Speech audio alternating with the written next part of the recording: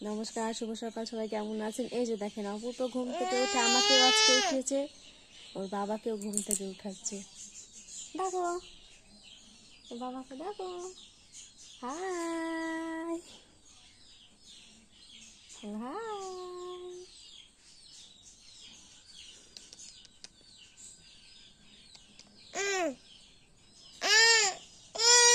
বন্ধ করে দাও। টাটা। হ্যাঁ, টাটা। সবাই ভালো থাকবেন।